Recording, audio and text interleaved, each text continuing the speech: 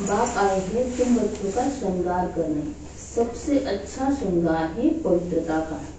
प्रश्न है, पूरे 84 जन्म लेने वालों की मुख्य निशानी क्या होगी? उत्तर, 1, वह बाप के साथ साथ टीचर और सदगुरु तीनों को याद करेंगे। ऐसे नहीं बाप याद आए तो टीचर भूल जाए। जब तीनों को याद करें तब ही कृष्णपुरी में जा सके, अर्थात आदि से पाठ बजा सके। दूसरा है, उन्हें कभी भी माया के तूफान हरा नहीं सकते हैं। ओम शांति। बाप पहले बच्चों को कहते हैं, यह भूल तो नहीं जाते हो, हम बाप के आगे, टीचर के आगे और सदगुरु के आगे बैठे हुए हैं। बाबा नहीं समझते हैं कि सब कोई इस याद में बैठे हैं, फिर भी बाप का फर्ज है समझाना। तो बाबा हम आत्माओं से कहते, हम बच्चों को कहते हमारे पिताजी कि तुम जब यहाँ पर मुरली सुनने बैठते हो तो तुम ये सोचकर बैठते हो कि तुम बाप के आगे, टीचर के आगे और सदगुरु के आगे बैठकर ये मुरली सुन रहे हो। तो बाबा समझते हैं कि सब कोई इस याद में तीनों को, मतलब तीनों रूपों को, मेरे स्वरूपों को जानकर इस याद में बैठकर मुरली नहीं सुनते हैं। फिर भी बाबा का फर्ज है तो बाबा समझाते रहते हैं। यह है अर्थ सहित याद करना। हमारा बाबा बेहद का बाप भी है, टीचर भी है और बरोबर हमारा सदगुरु भी है, जो बच्चों को साथ में ले जाएगा। तो परमपिता परमात्मा वो हमारे पिता भी है, टीचर भी है और सदगुरु भी है। पिता के रूप में वो हमारी पालना करते हैं, टीचर के रूप में पढ़ाते हैं और सदगुरु के रूप में हमें अच्छा रास्ता दिखाते हैं। तो हम आत्मा जब हम तीनों स्वरूपों, बाबा को तीनों रूपों में याद करेंगे तो बाबा हम बच्चों को अपने साथ ले जाएंगे। बाप आए ही है बच्चों का श्रृंगार करने, पवित्रता से श्रृंगार करते आते हैं। धन भी अतः देते हैं, धन देते ही है नई दुनिया के लिए जहाँ तुमको जाना है। तो बाबा हम आत्माओं को ज्ञान धन देते हैं। ज्ञान धन इतना अथाह देते हैं कि इस धन के बदौलत ही हम आत्माएं नई दुनिया में जाते हैं। यह बच्चों को याद करना है। बच्चे गफलत करते हैं जो भूल जाते हैं। वह जो पूरी खुशी होनी चाहिए वह कम हो जाती है। ऐसा बाप तो कभी मिलता ही नहीं। तो बाबा कहते हैं कि तुम्हें मुझे याद करना चाहिए लेकिन तुम मुझे भूल जाते हो, तो तुम्हें वो पूरी खुशी नहीं होती है जो होनी चाहिए। तुम जानते हो हम बाबा के बच्चे जरूर हैं, वो हमको पढ़ाते हैं, इसलिए टीचर भी जरूर है। हमारी पढ़ाई है ही नई दुनिया अमरपुरी के लिए। बाबा हमें जो पढ़ाते हैं यह पढ़ाई हमें अमरपुरी मतलब सत्य में ले जाने के लिए पढ़ाई है। अभी हम संगमित पर बैठे हैं, यह याद तो जरूर बच्चों को होनी चाहिए, पक्का याद करना है। तो अभी हम संगमित पर है, संगमित पर ही बाबा का अवतरण हुआ है। तो बाबा कहते हैं तुम्हें ये पक्का याद होना चाहिए कि तुम लोग संगमित पर हो। तो हमें ये याद रहेगा कि हम संगमित पर हैं तो हम किसके हैं ये भी हमें याद आएगा। यह भी जानते हो इस समय कंसपुरी आसुरी दुनिया में है। समझो कोई को साक्षात्कार होता है परंतु साक्षात्कार से कोई कृष्णपुरी उनकी डिनास्टी में नहीं जा सकेंगे। बाबा कहते हैं कि अभी तुम इस आसुरी दुनिया में, कंसपुरी में है। यहाँ पर अगर तुम्हें साक्षात्कार किसी देवी देवताओं का साक्षात्कार होता भी है तो साक्षात्कार से क्या होगा? तुम उस दुनिया में तो जा नहीं सकेंगे। अगर हमें उस दुनिया में जाना है तो हमें बाबा को याद करना है। जा तब सकेंगे जब बाप, टीचर, गुरु तीनों को ही याद करते रहेंगे। यह आत्माओं से बात की जाती है। आत्मा ही कहती है हाँ बाबा। तो बाबा हम आत्माओं से कहते हैं कि अगर तुम्हें उस दैवी दुनिया में जाना है तो तुम्हें मुझे पिता के रूप में, टीचर के रूप में और गुरु के रूप में, तीनों रूपों में तुम्हें मुझे याद करना है। बाबा आप तो सच कहते हो, आप बाप भी हो, पढ़ाने वाले टीचर भी हो, सुप्रीम आत्मा पढ़ाती है। लौकिक पढ़ाई भी आत्मा ही शरीर के साथ पढ़ाती है, परंतु वह आत्मा भी पतित तो शरीर भी पतित है। दुनिया के मनुष्यों को तो पता नहीं है कि हम नरकवासी, दुनिया के जो लोग हैं उन्हें ये पता नहीं है कि हम नरकवासी, अभी हम कौन सी दुनिया में रहते हैं। परमपिता परमात्मा जो सुप्रीम सोल है, जो सर्वोच्च शक्ति है, वो हम आत्माओं को पढ़ाते हैं। यहाँ पर हम देखते हैं कि लौकिक टीचर जो पढ़ाते हैं तो वो आत्मा भी पतित और जो वो ज्ञान देते हैं, आत्मा भी पतित और शरीर भी पतित होता है, तो वो हमें पढ़ाते हैं। लेकिन परमपिता परमात्मा जो सुप्रीम है, जो सर्वोच्च शक्ति है, वो हम आत्माओं को पढ़ाते हैं। अभी तुम समझते हो हम तो अब चले अपने वतन, यह तुम्हारा वतन नहीं है, यह है रावण का पराया वतन। बाबा ने हमें ज्ञान दिया, तो अब हम ये समझते हैं कि अब हम नई दुनिया में अपने वतन में जाएंगे। तो बाबा समझाते हैं, और हमें भी बाबा ने समझाया, हमें ये पता है कि अभी रावण का वतन है, पराया वतन। तुम्हारे वतन में तो अथाह सुख है। यहाँ के लोग ऐसे नहीं समझते हम पराये राज्य में हैं, क्योंकि ज्ञान है ही नहीं, तो वो इस बात को समझते भी नहीं है कि हम पराये राज्य में हैं। आगे मुसलमानों के राज्य में बैठे थे, फिर क्रिश्चियन के राज्य में बैठे। अभी तुम जानते हो हम अपने राज्य में जाते हैं। आगे रावण राज्य को हम अपना राज्य समझ बैठे थे। यह भूल गए हैं कि हम पहले राम राज्य में थे। बाबा ने आकर हमें ज्ञान दिया, वरना हम तो भूल ही गए थे। तो बाबा ने हमें याद दिलाया तुम राम राज्य में थे। फिर 84 जन्मों के चक्र में आने से रावण राज्य में दुख में आकर पड़े हैं। पराय राज्य में तो दुख ही होता है। यह सारा ज्ञान अंदर में आना चाहिए। बाप तो जरूर याद आएगा, परंतु तीनों को याद करना है। हमें 84 जन्मों के चक्र में हम आते हैं, तो पहले सुख फिर दुख, तो तब हमें रावण के राज्य में हम आते हैं, हमें दुख भी मिलता है, तो पराया राज्य है तो दुख तो होता ही है। यह नॉलेज भी मनुष्य ही ले सकते हैं, जानवर तो नहीं पढ़ेंगे। यह भी तुम बच्चे समझते हो, वहाँ कोई बैरिस्टरी आदि की पढ़ाई होती नहीं है। सत्युग में बैरिस्टर आदि की पढ़ाई कोई होती नहीं। वहाँ बाप यहाँ ही तुमको मालामाल कर रहे हैं, तो सब तो राजाएं नहीं बनते हैं। परमात्मा हमें इस ज्ञान रत्न से यहाँ ही मालामाल कर रहे हैं, तो लेकिन सब राजाएं नहीं बनते, अपने पुरुषार्थ के अनुसार ही अपना अपना पद पाते हैं।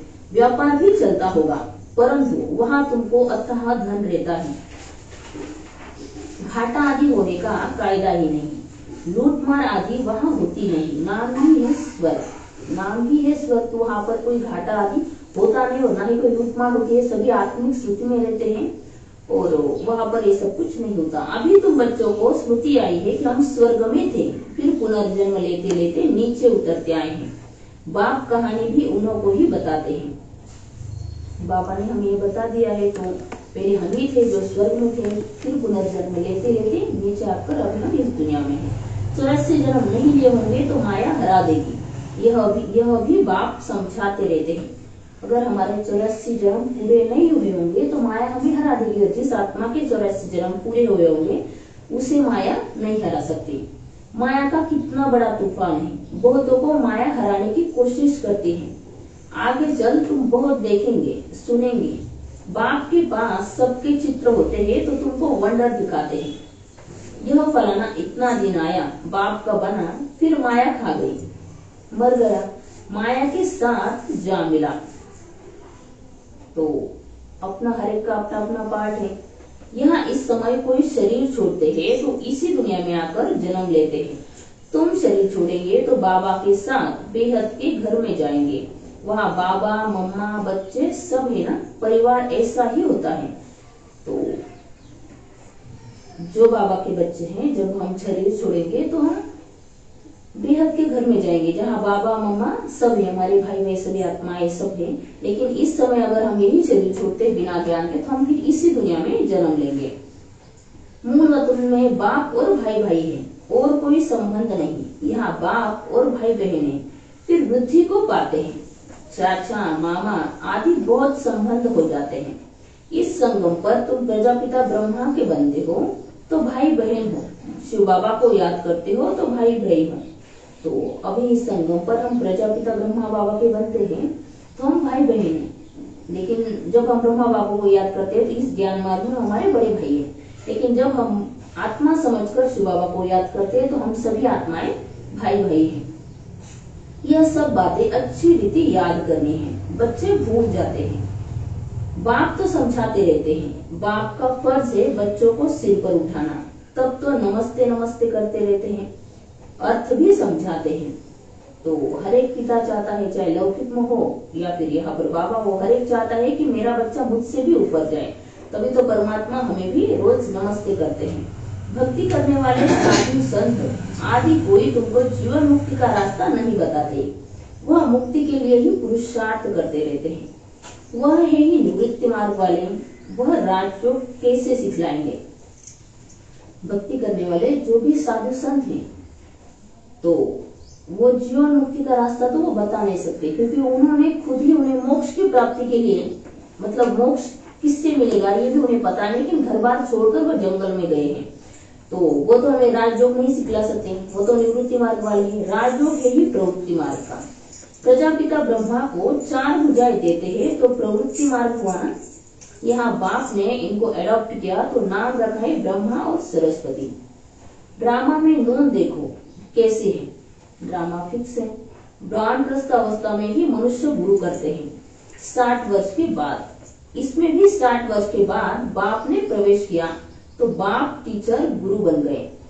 तो दुनिया में भी हम देखते हैं कि वानप्रस्थ अवस्था में ही मनुष्य गुरु करते हैं, घर बार सब कुछ छोड़कर, अपने बच्चों के हवाले सब कुछ को छोड़कर वो जंगल में जाते हैं। तो यहाँ पर भी शिव बाबा ने ब्रह्मा बाबा के 60 वर्ष होने के बाद उनके शरीर में प्रवेश किया।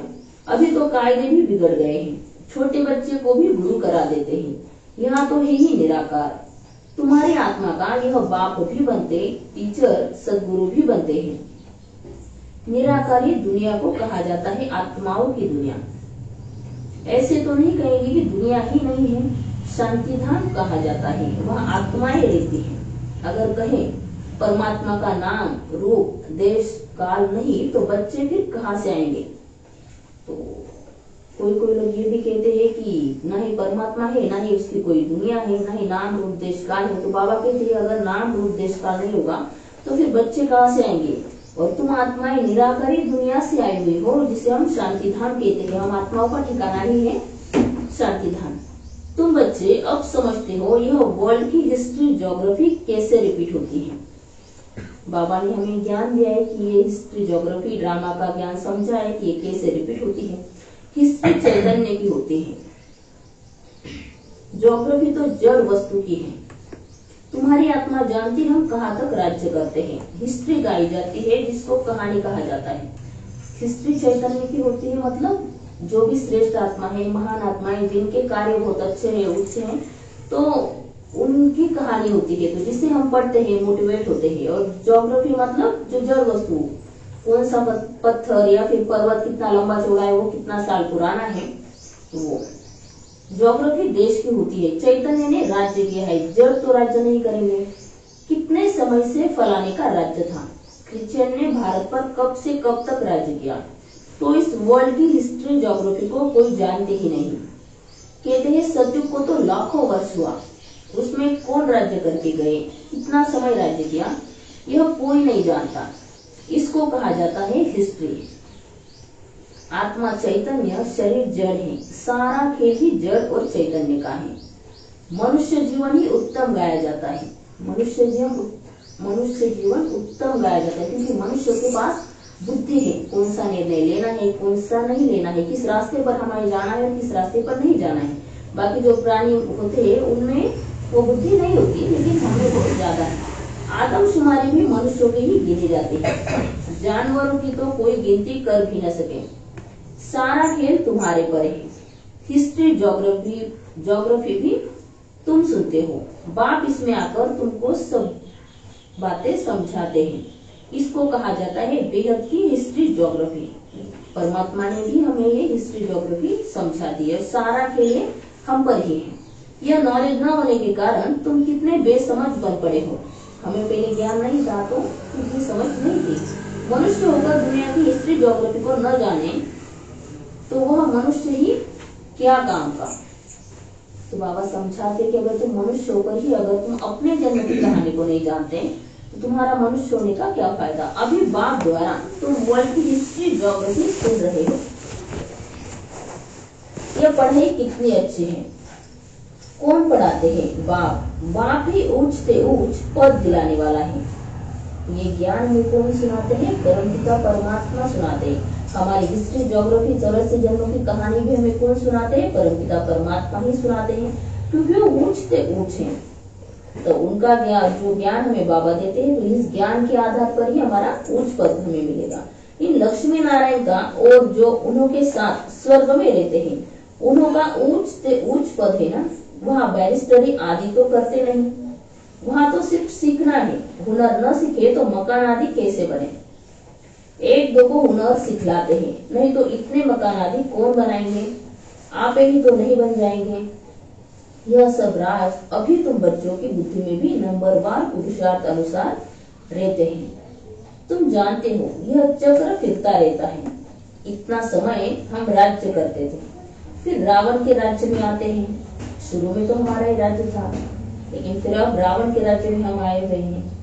दुनिया को इन बातों का पता नहीं है कि हम रावण राज्य में हैं। कहते हैं हमको बाबा रावण के राज्य से लिबरेट करो। भगवान कौन है ये न जानते हुए भी सभी भगवान को ही पुकारते थे कि यह परमपिता परमात्मा आकर हमें इस दुख से छुड़ाओ। भारतवासियों ने क्रिश्चियन राज्य से अपने को लिबरेट किया। अब फिर कहते हैं गॉड फादर हमको लिबरेट करो। स्मृति आती है ना कि कोई यह नहीं जानते हैं कि ऐसे क्यों कहते हैं। अभी तुमने समझा है, सारी सृष्टि पर ही रावण राज्य है। सब कहते हैं राम राज्य चाहिए, तो लिबरेट कौन करेगा? समझते हैं गॉड फादर लिबरेट कर गाइड बन ले जाएंगे।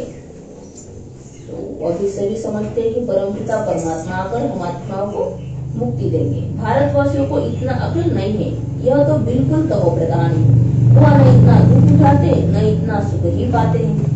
भारतवासी सबसे सुखी बनते हैं तो दुखी भी बनते हैं। हिसाब है अभी कितना दुख है। जो रिलीजियस माइंडेड है वह याद करते हैं, ओ गॉड फादर लिबरेटर, सबसे ज्यादा सुख हमें ही मिला है तो सबसे ज्यादा दुख भी हमें ही मिलेगा, क्योंकि शुरू में हम ही आत्माएं थे। तुम्हारे भी दिल में है बाबा आकर हमारे दुख करो और सुखधाम ले चलो।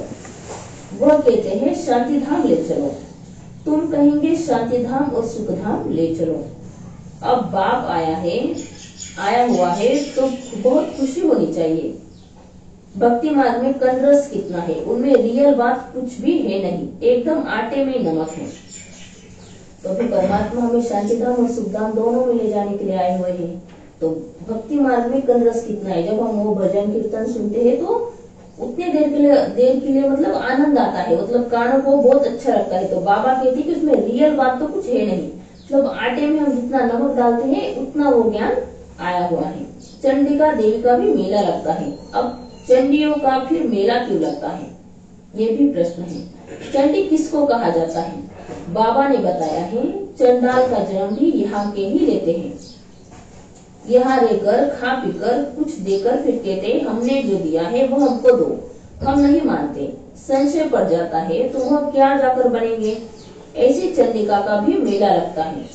फिर भी सतयुगी तो बनते हैं ना, कुछ समय भी मददगार बने तो स्वर्ग में आ गए। समझे? चंडाल तो यहाँ पर बाबा का ज्ञान सुनते हैं, यहाँ पर आते हैं खा पीकर, फिर उनमें संशय आ जाता है तो बाबा कहते हैं कि वो चंडाल बनते हैं, तो मतलब वो सत्युग में चंडाल बनते हैं। यहाँ पर उन्होंने ज्ञान सुना तो उसका उन्हें वो रिटर्न मिलता है। फिर भी सतयुगी तो बनते हैं ना, कुछ समय भी मददगार बने तो स्वर्ग में आ गए। थोड़े समय के लिए सही मददगार बने तो वो भी सतयुग में आ जाते हैं। वह भक्त लोग तो जानते नहीं, ज्ञान तो कोई के पास है नहीं। वह चित्रों वाली गीता है, कितना पैसा कमाते हैं। आजकल चित्रों पर तो सब आशिक होते हैं, उसको आर्ट समझते हैं। मनुष्य को क्या पता देवताओं के चित्र कैसे होते हैं। तुम तो असल में कितने फर्स्ट क्लास थे। तो अभी जो देवताओं के चित्र हैं तो उन्हें भी क्या पता कि असल में देवताएं कैसे थे। देवताएं बहुत ही सुंदर फर्स्ट क्लास थे। फिर क्या बन गए हो? वहाँ कोई अंधा काना आदि होता नहीं। देवताओं की नेचुरल शोभा होती है।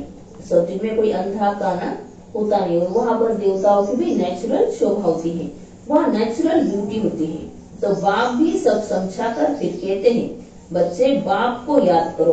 बाप भी है, टीचर सदगुरु भी है।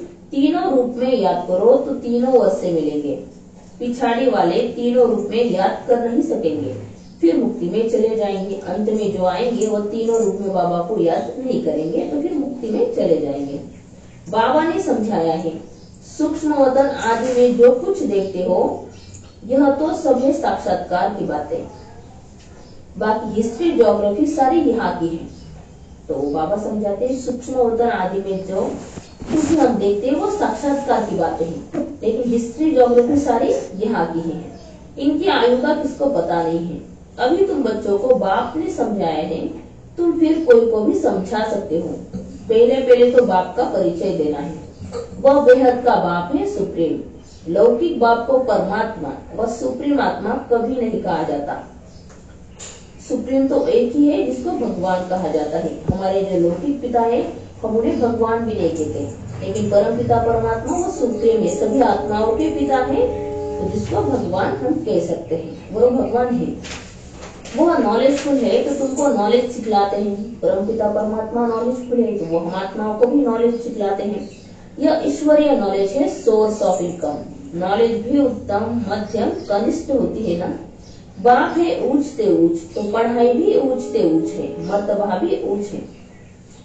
तो ये नॉलेज भी श्रेष्ठ है, पढ़ाई भी श्रेष्ठ है, और पढ़ाई के आधार पर हमारा जो पद पोजीशन होगा वो भी श्रेष्ठ ही होगा। हिस्ट्री ज्योग्राफी तो झट जान जाते हैं, बाकी याद की यात्रा में युद्ध चलती है। बाबा समझाते हैं, जो ज्ञान बाबा हमें देते हैं वो तो हम जान जाते हैं, समझ जाते हैं, लेकिन बाबा की जो याद की यात्रा में रहना है, बाबा को याद करना है, वो हम ठीक से नहीं कर पाते। इसमें तुम हारते हो तो नॉलेज में भी तुम हारते हो। हार कर भागंती हो जाते हैं तो नॉलेज में भी भागंती हो जाते हैं।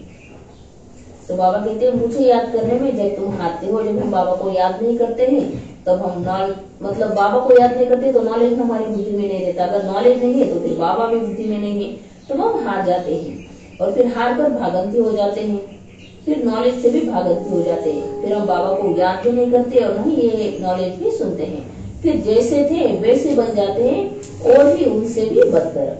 बाप के आगे चलन से देह अभिमान झट प्रसिद्ध हो जाता है। ब्राह्मणों की माला भी है, परंतु कईयों को पता नहीं है कि हम कैसे नंबरवार यहाँ बैठे। परमात्मा जानी जाननहार है, हमारे चलन से वो झट समझ जाता है। देह अभिमान है ना, निश्चय वाले को जरूर अपार खुशी होगी। किसको निश्चय है हम यह शरीर छोड़कर जेंस बनूंगा? सबने हाथ उठाया। बच्चों को इतनी खुशी रहती है, तुम सब में तो दैवी पूरे दैवी गुण होने चाहिए। तो जिन बच्चों को निश्चय वो पूरे मतलब उन्हें अपार खुशी होती है। तो हम आत्माओं में बाबा कह रहे कि तुम सब में पूरे दैवी गुण होने चाहिए, जबकि निश्चय अगर निश्चय है तो हमारे अंदर वो पूरे दैवी गुण होने चाहिए। निश्चय बुद्धि माना विजय माला में पिरोवंती, माना शहजादा बनंती। एक दिन जरूर आएगा जो फॉरेनर्स सबसे जास्ती आबू में आएंगे और सब तीर्थ यात्रा आदि छोड़ देंगे। बाबा के आने से पहले भी विदेशी लोग आते थे, क्योंकि यहाँ पर राजयोग प्रसिद्ध है ये सोचकर आते थे। लेकिन अभी हम देखते हैं कि विदेशी लोग मधुबन में आबू में भी आते हैं बाबा को सुनने के लिए, बाबा मतलब बाबा से मिलने के लिए। वो चाहते हैं भारत का राजयोग सीखें। कौन है जिसने पैराडाइज स्थापन किया? पुरुषार्थ किया जाता है। कल्प पहले यह हुआ होगा तो जरूर म्यूजियम बन जाएगा। समझाना है ऐसी प्रदर्शनी हमेशा के लिए लगाने चाहते हैं। 4-5 वर्ष के लिए लीज पर भी मकान लेकर लगा सकते हैं। हम भारत की ही सेवा करते हैं सुखधाम बनाने के लिए, इसमें बहुतों का कल्याण होगा। महात्माएं भारत की सेवा करते हैं क्योंकि सुखधाम हमें बनाना है, इसमें बहुतों का कल्याण होगा। अच्छा, मीठे मीठे से पिलदे बच्चों प्रति माता पिता बाप दादा का याद प्यार और गुड मॉर्निंग। रूहानी बाप की रूहानी बच्चों को नमस्ते। रूहानी बच्चों की रूहानी बाप दादा को याद प्यार, गुड मॉर्निंग, नमस्ते। वाह बाबा वाह, शुक्रिया बाबा शुक्रिया। धारणा के लिए मुख्य सार है, अपार खुशी में रहने के लिए सदा स्मृति रहे कि स्वयं बाप हमारा श्रृंगार कर रहे हैं। वह हमें अथाह धन देते हैं। हम नई दुनिया अमरपुरी के लिए पढ़ रहे हैं। हमें अपार खुशी में रहना है तो सदा स्मृति में रहे कि स्वयं भगवान परमपिता परमात्मा हमारा श्रृंगार कर रहे हैं। वो हमें अथाह ये ज्ञान रत्नों का अथाह धन हमें देते हैं, क्योंकि इसी ज्ञान के आधार पर हम आत्माएं अमरपुरी में जाते हैं। विजय माला में पिरोने के लिए निश्चय बुद्धिबंध दैवी गुण धारण करने हैं। जो दिया उसे वापस लेने का संकल्प कभी न आए। संशय बुद्धिबंध अपना पद नहीं गंवाना है। हमें विजय माला में आना है तो निश्चय बुद्धिबंध दैवी गुण हमें अपने अंदर धारण करना है, और जो दिया है उसे वापस लेने का संकल्प भी कभी भी हमारे मन में नहीं आना चाहिए। बाबा ने उसके लिए शब्द किया है चंडाल। संशय बुद्धिबंध अपना पद नहीं गंवाना है। वरदान, क्रोधी आत्मा को रहम के शीतल जल द्वारा गुणदान देने वाले वरदानी आत्मा हो। आपके सामने कोई क्रोध अग्नि में जलता हुआ आए, आपको गाली दे, निंदा करे, तो ऐसी आत्मा को भी अपनी शुभ भावना, शुभ कामना द्वारा, वृत्ति द्वारा, स्थिति द्वारा गुणदान या सहनशीलता की शक्ति का वरदान दो। क्रोधी आत्मा परवश है, ऐसी परवश आत्माओं को रहम के शीतल जल द्वारा शांत कर दो। यह आप वरदानी आत्माओं का कर्तव्य है। चैतन्य में जब आप में ऐसे संस्कार भरे हैं, तब तो जड़ चित्र द्वारा भक्तों को वरदान मिलते हैं। स्लोगन है, याद द्वारा सर्व शक्तियों का खजाना अनुभव करने वाले ही शक्ति संपन्न बनते हैं। जब हम बाबा को याद करते हैं तो याद से सर्व शक्तियों का खजाना, शक्तियों को हम अपने अंदर धारण करते हैं, उन्हें अनुभव करते हैं, तो बाबा के ठीक वही शक्ति संपन्न बनते हैं। ओम शांति।